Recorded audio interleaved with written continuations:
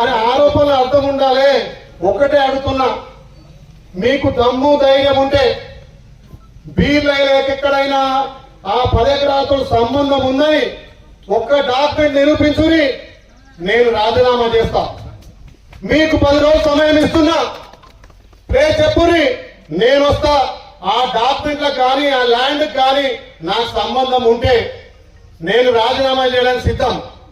మొన్న పదవి పోయింది, ఇలా పిచ్చెక్కి మాట్లాడుతుంది. ఆమె మాటకు అర్థం ఉందా? ఒకసారి అన్నది నేను ఇంగ్లీష్ చదువుకున్నా, ఐలేక్ ఇంగ్లీష్ రాదని.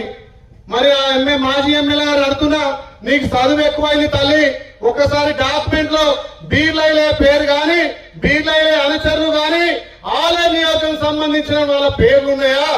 154 డాక్యుమెంట్లు అయినాయన్నావు. 150 డాక్యుమెంట్లు ఐలే పేరు గాని ఐలే సంబంధించిన వాళ్ళ పేర్లుంటే నేను తక్షణమే రాజీనామా చేస్తా. లేకపోతే నువ్వు రాజకీయ సన్యాసం తీసుకో.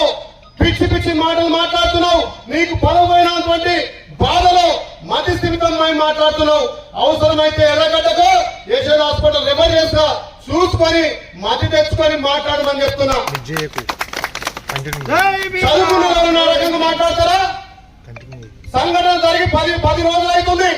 నిన్న కేటీఆర్ గారు గౌరవ ముఖ్యమంత్రి మాట్లాడిన మీద నేను ప్రెస్ మీట్ పెడితే నీ పార్టీ నీకు చివాట్లు వేస్తే నువ్వు నా మీద ప్రెస్ మీట్ పెడతావు. అవును, కేటీఆర్ బద్మాశాలు లుచ్చాశాలు వేసిండు కాబట్టి ఇవాళ కోర్టు ఎక్కాల్సి వస్తుంది, ఇవాళ ఏసీబీ దగ్గరికి పోవాల్సి వస్తుంది. 55 కోట్లు ప్రభుత్వ ధనాన్ని మంత్రివర్గంలో చర్చించకుండా ఎవరప్ప సంబంధించిండు, విదేశాలకు ఎట్లా కట్టబెట్టిండు. దాని మీద ప్రశ్నిస్తే నీకు ముఖం చల్లగా బీలైన ఒక బీసీ బిడ్డ అని చెప్పి ఒక దురాంకరంతో మాట్లాడుతున్నావు. బీలైన పేరు మారిందంటున్నావు. అవును, బీలైన పేరు 10 నెలల్లో మారింది. ఇలా నీళ్ళని చెప్తున్నారు. దానికి నువ్వు తట్టుకోక ప్రజాదరణ చూసి 10 ఏళ్లలో చేయని పనులను 10 రోజుల్లో చేస్తుంటే మధ్య స్థిమితం కోల్పోయి ఏమందరికీ ప్రజల మీద విశ్వాసం ఉంటే నేను ఛాలెంజ్ విసుతున్నా. 10 రోజుల్లో ఎక్కడికి రమ్మంటో చెప్పు. ఆ డాక్యుమెంట్లతో కానీ ఆ ల్యాండ్ యజమానులతో కానీ నాకు సంబంధాలు ఉన్నట్టయితే నేను రాజీనామా సిద్ధం.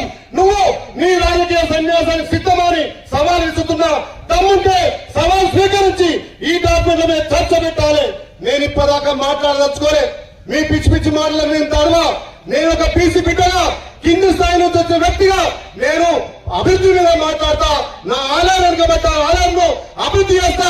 ఇంకా ఆలయంలో ఉన్నటువంటి రైతన్నల కాలు కలవడం కోసం గోదావరి నీళ్ళు వచ్చి ప్రతి ఎకరాకు నీళ్ళు అందిస్తా. మీ లెక్క మీ గతంలో ఏముంది? మీకు ఇలా ఫామ్ హౌస్లు అయినాయి, 100 ఎకరాలు అయినాయి. ప్రజలు బుద్ధి చెప్పినా మీ బుద్ధి మార్చుకుంటారు. మీ వక్ర బుద్ధి మార్చుకొని మీరు యశోద హాస్పిటల్కో ఎర్రగడ్డ హాస్పిటల్కో పోవాలి. దమ్ము ధైర్యం ఉంటే ఆ డాక్యుమెంట్ల మీద చర్చకు రావాలని చెప్పి సవాల్ విసుతున్నా. సవాల్ తీసుకొని జాగ్రత్త మరి.